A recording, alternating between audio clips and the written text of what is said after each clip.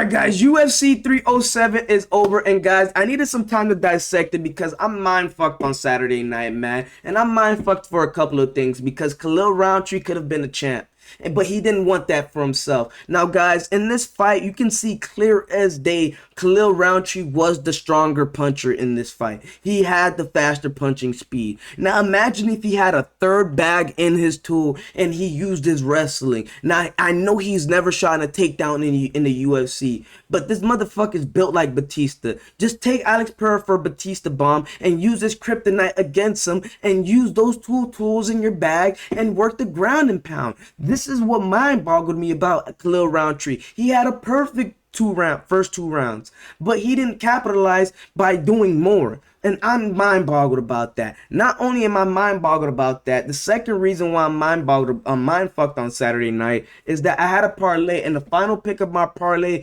and it was plus 500 too, motherfuckers, I may add. And I thought it was about to be money because Khalil Rountree was showing me something. All I needed this fight to do was for the judges to decide who wins this fight.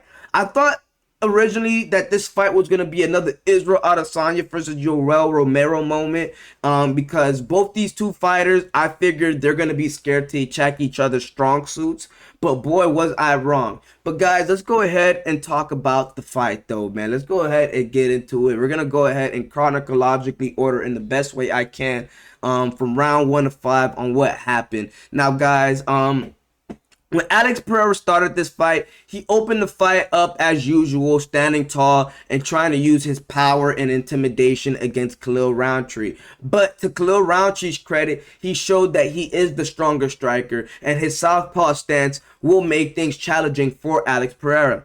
Both fighters landed some solid shots in the first round, while Pereira had his moments.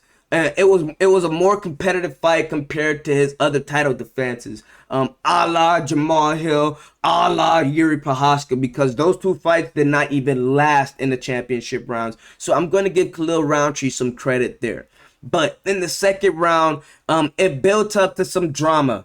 Near the end of the round, Alex Pereira went for a head kick, and Khalil Rountree did some UFC 5 head dug shit and landed a right hand that briefly dropped Pereira. Now, was Pereira stunned at that moment? Maybe not as much, but taking a punch for Khalil Rountree, motherfucker, I'm going to have guessed that you had some type of stun, some type of little bit of a concussion, slight second of a concussion that might have happened at that moment.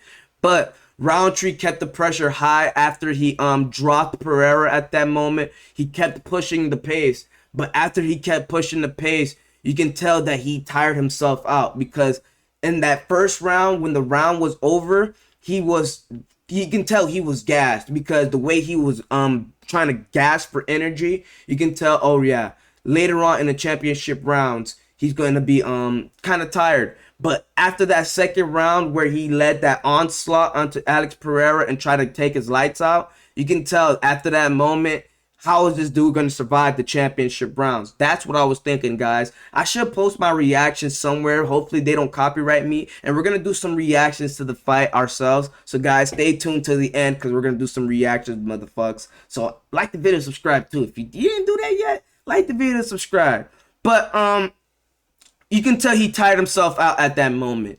And after that second round, it was a momentum shift towards Alex Pereira's way. Now, guys, let's go ahead and look at. Oh yeah, hold on, we're spoiling it.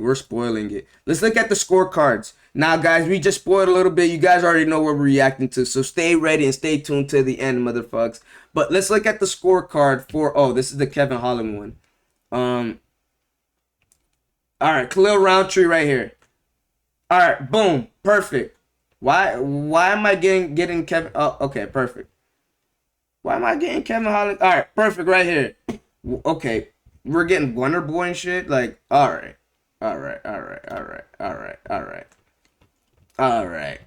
That. All right, we got it right here, motherfuckers. Now, as you guys can see right here, I don't know why I can't zoom in all the way, but as you guys can see right here, The judges had Khalil Rountree winning round 1 and round 2. So this is why I was kind of like curious on why he didn't use his wrestling at all. Motherfucker, you were winning the round. All you had to do was secure one more round and just be safe. Be cautious for the remainder of the round. And that's easier said than done going against a fighter like Alex Pereira. But motherfucker, you could have done that. And that's why I'm mind fucked by Khalil Rountree. Because at that moment, at that momentum shift, at that moment when the momentum shift happened, you were supposed to go ahead and switch things up and stop that momentum. But you allowed Alex Pereira to have that momentum rise up more, and that shaman energy to just go and flourish upon you. But though Khalil Rountree won the first 2 rounds, Pereira remained like composed as fuck. Surprisingly, I thought he would have been like kind of scared and of the punching power, but he remained composed in the 3rd round, and he started landing some heavy shots targeting Rountree's face. And after that, Khalil Rountree's pace started slowing the fuck down. And after that moment, you take it to the championship rounds. Khalil Rountree's energy significantly dropped, like on some UFC 5 shit where your energy bar is at red, motherfucker. You can tell he was gassed in that 4th round. Even though at first he started off with a good poker face showing that he wasn't tired. But later on, he showed that he was tired. And Pereira took control of the fight, piling on damage onto him as Khalil Rountree's face swelled up to be like a crazy bloody pulp. Pereira kept hitting his face harder and harder in that 4th round, and then you go all the way on to the finish. And then Pereira set him up beautifully in that finish. He smelled blood at that point. Went after Khalil Rountree's face, ending the fight in typical fashion. Going to the body, 2 hooks to the body, dropped his ass. And after that moment, it was just, wow. You just think like Pereira, this dude is the future. He dropped Khalil Rountree, a dude that you would think in the first 2 rounds was gonna give him trouble leading on to the 4th and the 5th round. And it just led to an awe. Like, this dude Alex Pereira is the new face of the UFC. And this leads to a couple questions for me. Is this dude the new pound per pound guy? Is this dude should this dude be above Islam Makhachev when it comes to the pound for pound ranking? It leads to a lot of questions. Like, should this dude go up to to heavyweight? Should this dude go down to middleweight and challenge Dricus Du Plessis, even though he said he doesn't want to get in Sean Strickland's way? But let's see how that fight plays out. If Sean Strickland loses to Dricus, maybe Alex Pereira wants to avenge Sean Strickland's loss. You never know how things could play out. But guys, let's go ahead and react to some of these videos. Now, if I get copyrighted, the video is going to end right here, motherfucker. So, yeah, if the video ends here, you know why I did not react to any UFC clips, because they might copyright me. But we're going to go ahead and look at some of the clips in this fight. Let me get my headphones.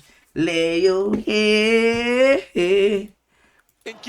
Now, this was the stare down between Khalil Rountree and Alex Pereira. Now, at this moment, I knew something. Khalil Rountree, those jitters were definitely pumping, because look at his body shaking. He's staring at him eye to eye with his body shaking slightly. And look at Alex Pereira's body, not moving a single inch of his muscle, not a fiber. Look at him, just looking at him eye to eye, not even blinking. Those big eyes. And look at the shaking and moving from Khalil Rountree, the jitters. Now, the first 2 rounds definitely didn't show it, but you can see the intense stare down and the fight the way the stare down went off. That's exactly how the fight played. But let's go ahead and play some moments in this fight. Boom! This is the moment I was talking about on some UFC 5 shit. He went for a question mark kick right here.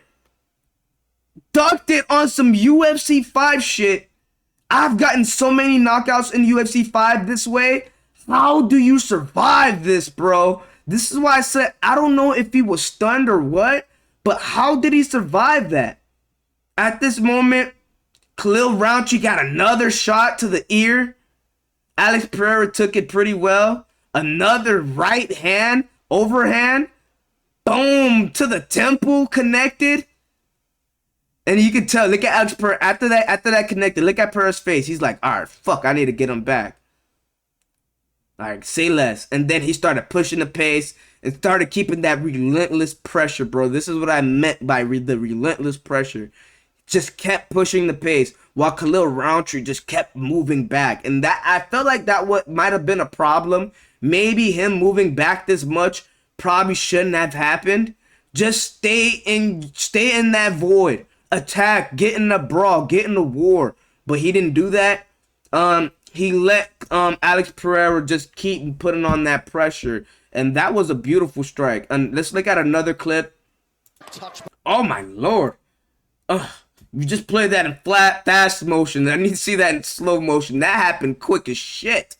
Look at this snappy jab. And this is what led the cut, if I'm not mistaken, the cut above the eye of Khalil Rountree. Look at this jab. Bang! To the eye. Knuckle to the eye. At that moment, Khalil, look, his eyes is closed. His eye, he closed his eye like shit. He just walked back like, oh my gosh, I need to recover from that. Front kick to the body. Oh yeah, that punch to the eye definitely opened shit up. That punch to the eye changed a lot. I did not really notice it like that, but damn. This is Khalil Rountree's eye right after that punch. Look at that cut right here above the eye. By the way, I should have said trigger warning, but look at that cut right above the eye, bro. That sliced him the fuck open. Maybe it was that punch at that moment that sliced him open. It was a slight cut below the eye. This eye is completely shut and fucked. You have the cut on the nose. Oh damn, you damn near can see bone right there, bro. That's damn near bone. The blood off the nose. Post-fight interview, the blood that came out the nose of Khalil Rountree right there. Woo! And then you have the stitches and all that, him being healed. My new thing with Khalil Rountree that I'm possibly thinking about is that Khalil Rountree in championship fights is probably a fighter I wouldn't bet on. But him in a 3-round fight all day, I put my money on. And this is the blood coming out the nose of Khalil Rountree. I do think that, I thought that looks so gory. Oh my gosh. be able to hit him. The crowd's reaction. Yeah, I thought I was... Oh my gosh. I can't play too much of that because I might get copyrighted. It's the UFC channel, motherfuckers. I'm not that bold. But you guys can see, man, the beatdown, the onslaught that got put on Khalil Rountree was absolutely ridiculous, man. You go all the way down and you look at the full fight of this. The total strikes, 129 total strikes that Alex Pereira threw against Khalil Rountree, and 61% of those connected. To Khalil Rountree, 62 strikes totally thrown, and 32 of it connecting. So this dude threw 62 strikes and got gassed.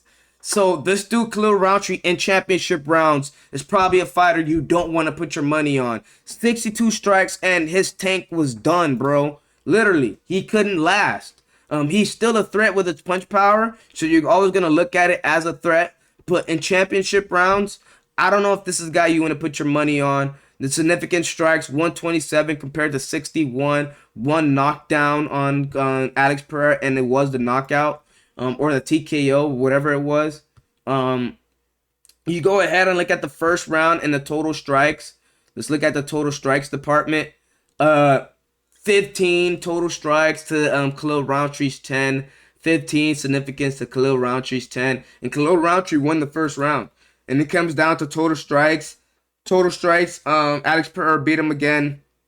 Significant strikes beat him again, 18-11. Total strikes in round 3, 31-25. Still seems about equal when it comes down to the total strikes department and the significant strikes department in each of the rounds. I'm trying to see where was the significant drop-off. In round 4, I'm pretty sure that where the significant drop-off did happen. Because I was like, it was 129-62, and all of these seems equal. So round 4 was a significant drop-off in the total strikes.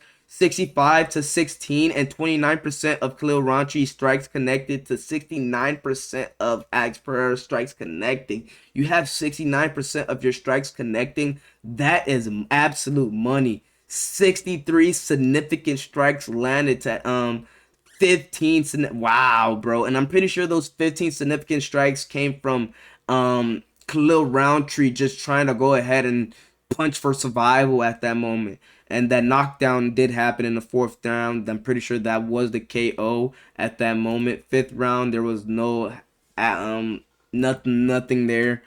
All in all, guys, this was a pretty solid fight. You go ahead and look at the full fight of this. 92 of the punches did land to the head. 17 strikes landed to the body. 18 strikes landed to the legs. So yeah, for sure. Alex Pereira dominated those rounds. Round 3 and 4 for sure. Round 1 and 2 are clear Rountrees, guys. But all in all, this is what I wanted to say. This is all I wanted to talk to you guys about. Raquel Pennington and Juliana Pena is next, motherfuckers. Like the video, subscribe. I don't need to tell you this once or twice. I'm out.